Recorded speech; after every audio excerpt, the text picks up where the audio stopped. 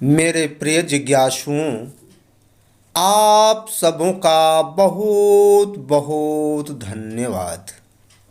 जिज्ञासुओं, साहिब कबीर ने संकेत किया है, पिंड अंड ब्रह्मांड के पार स्वदेश हमारा है।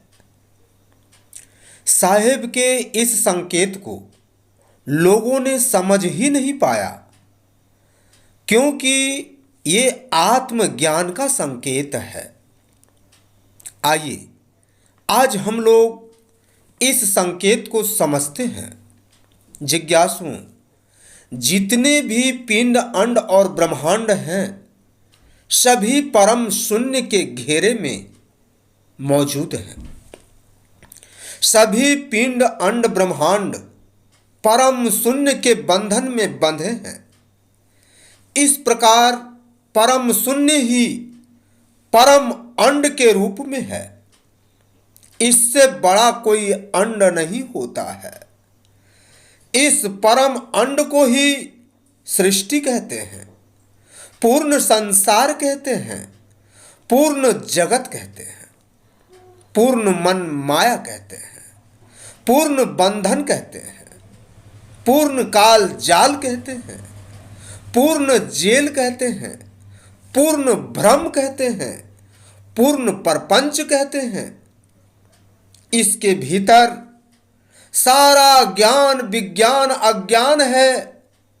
पोथी पुराण, नियम विधि विधान, तीर्थ व्रत, गुरु चेला, देवी देवता, ब्रह्म पार ब्रह्म, पूर्ण ब्रह्म आदि सभी इसी परम अंड रूपी जेल में बंद हैं। और इस जेल के अंदर का जो विधान है उसे तत्व ज्ञान और ब्रह्म ज्ञान कहते हैं। और अज्ञान के तो असंख्य विधान हैं।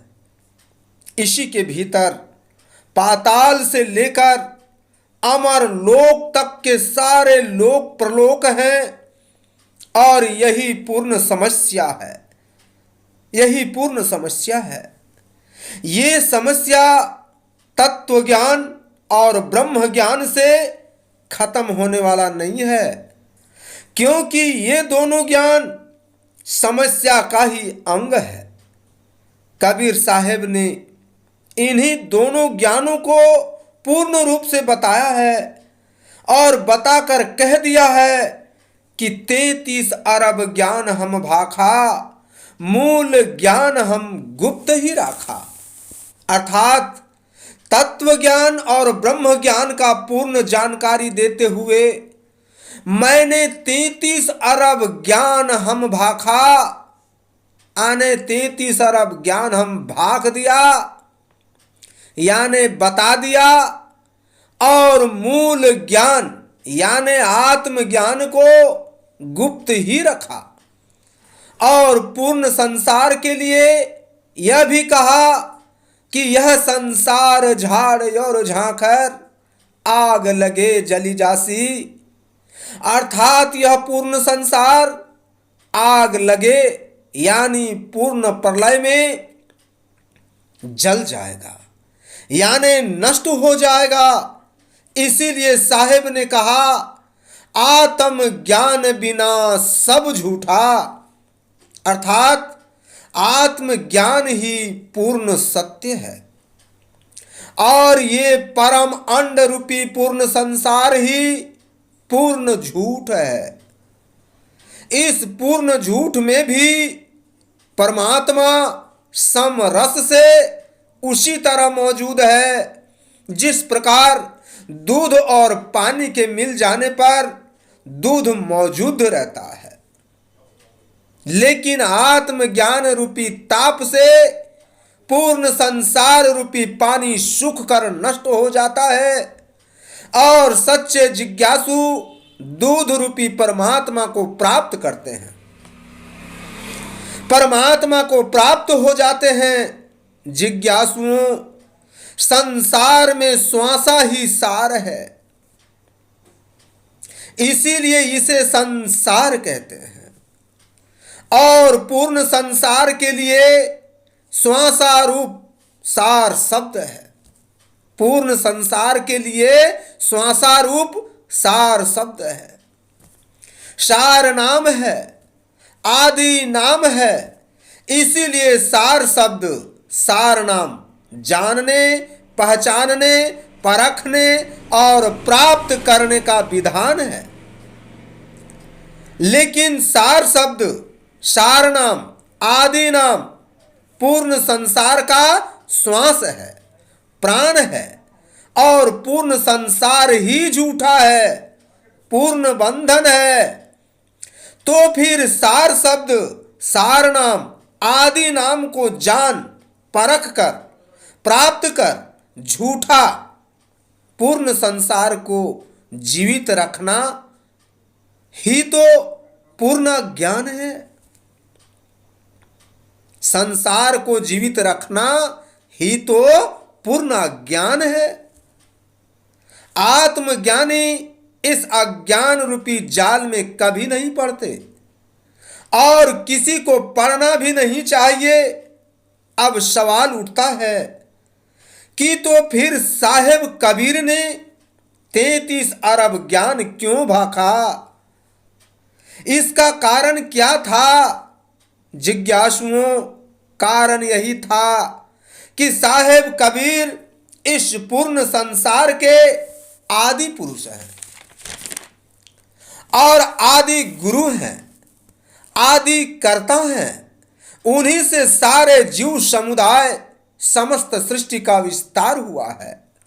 इसीलिए उन्होंने पूर्ण संसार के श्वास सार शब्द को जानने, पहचानने और प्राप्त करने का ज्ञान बताया है, ताकि जीव पूर्ण संसार के पूर्ण आनंद को ले सके।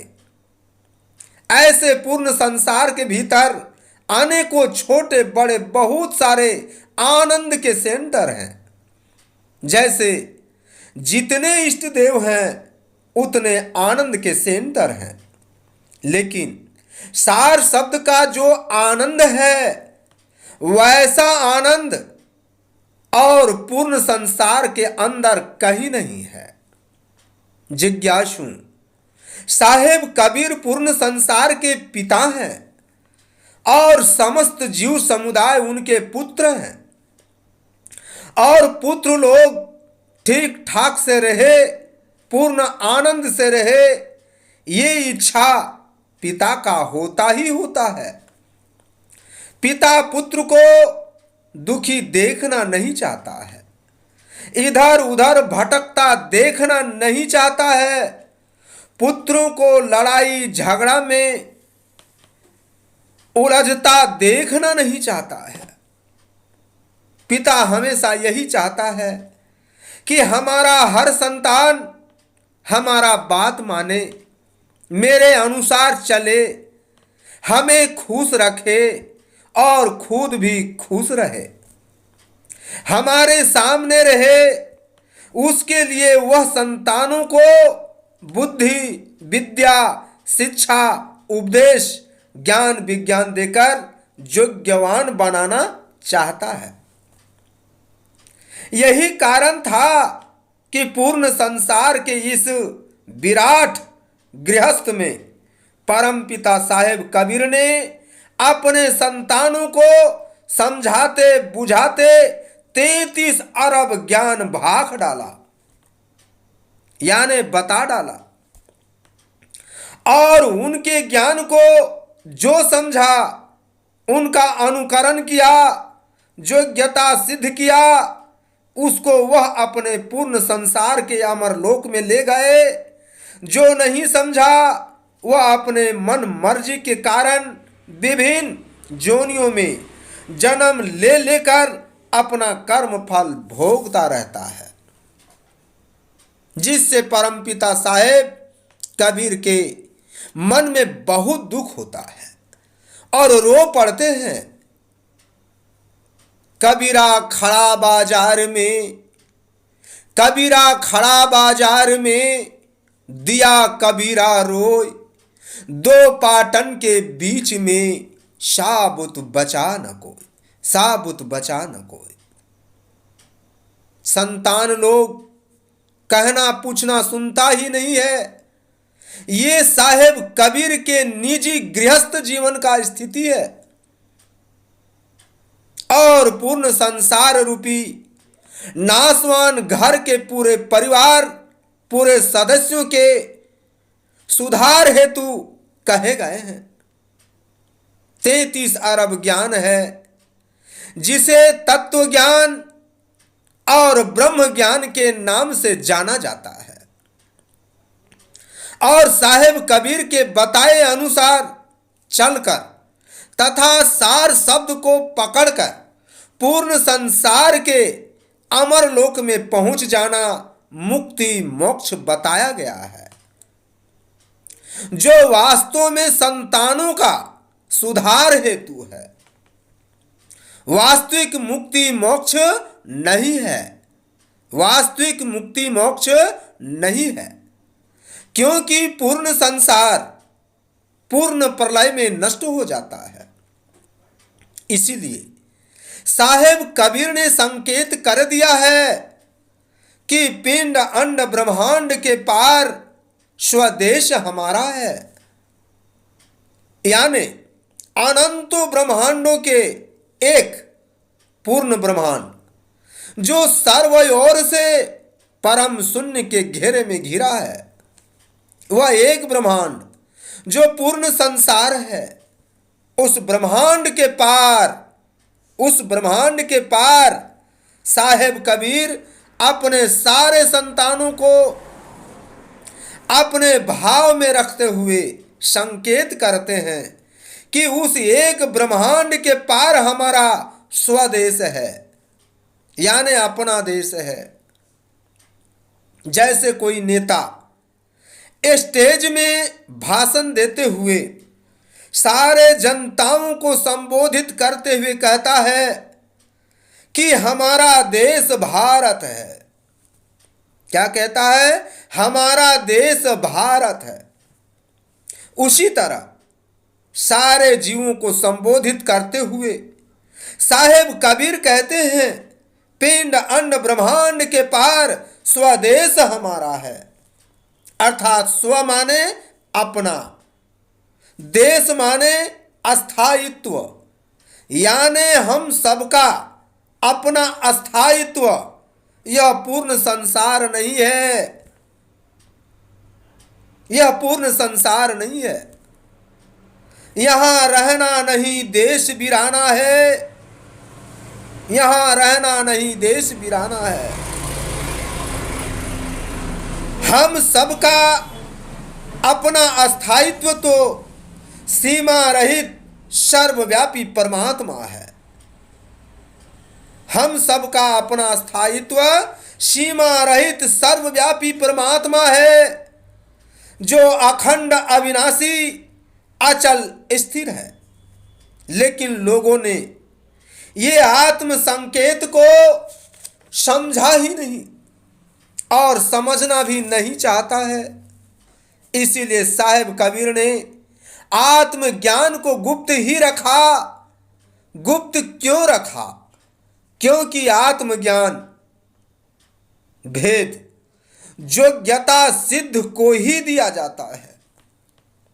अयोग्य को देने से वह संभाल नहीं सकता है, वह संभाल नहीं सकता है।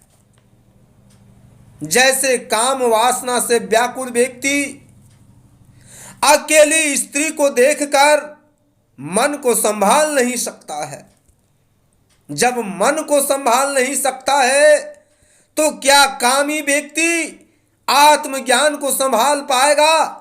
नहीं पाएगा, नहीं पाएगा। इसलिए अयोग्य को आत्मज्ञान नहीं दिया जाता है। यहां कोई पक्षपात नहीं, यहां कोई पक्षपात नहीं। दया के पात्र सभी हैं। बात केवल योग्यता की है। क्या साहेब कबीर कामी थे? नहीं थे। उन्होंने भी मनुष्य शरीर रूपी चादर ओढ़ा और बहुतों को ओढ़ाया था। और ओढ़ाया है, लेकिन सोई चादर सुर नर मुनि ओढ़े, ओढ़ के मैलो कीनी चदरिया। दास कबीर जतन से ओढ़ी, ज्यों के त्यों धर दीनी चदरिया। अर्थात शरीर रूपी चादर को ओढ़कर शूर नर मुनि सभी गंदा कर दिए, सभी गंदा कर दिए, लेकिन साहेब कबीर ने अपने शरीर रूपी चादर को गंदा न कर जैसा था वैसा ही रख दिया। यही तो पूर्ण योग्यता है, यही तो पूर्ण योग्यता है। लेकिन अभी तो पूर्ण योग्यता तो क्या, बीते हुए जीवन को छोड़कर अब भी योग्य बनने को शुरू करना नहीं चाहते हैं। योग्यता सिद्ध करने में स्वयं समझदार बन जाते हैं और आत्मज्ञानी को प्रसन्न करना नहीं चाहते हैं। क्या आत्मज्ञानी उस अयोग्य को आत्मज्ञान दे पाएगा? और दे भी दिया तो क्या वह अयोग्य व्यक्ति रख पाएगा और मुक्ति मोक्ष होगा? नहीं होगा। इसीलिए साहेब कबीर ने आत्मज्ञान को गुप्त ही रखा। मैंने योग्यता सिद्ध किया, मुझे आत्मज्ञान प्राप्त हुआ। आप भी योग्यता सिद्ध करो, आपको भी प्राप्त होगा और आप भी पिंड अंड ब्रह्मांड के पार हो जाओगे। आप भी पिंड अंड ब्रह्मांड के पार हो जाओगे। जिज्ञासुओं, आज के लिए बस इतना ही। फिर हम अगले ऑडियो वीडियो में मिलेंगे। तब तक के लिए धन्यवाद। आत्मगुरु परमात्मने नमः। अलौकिक गुरुवे नमः।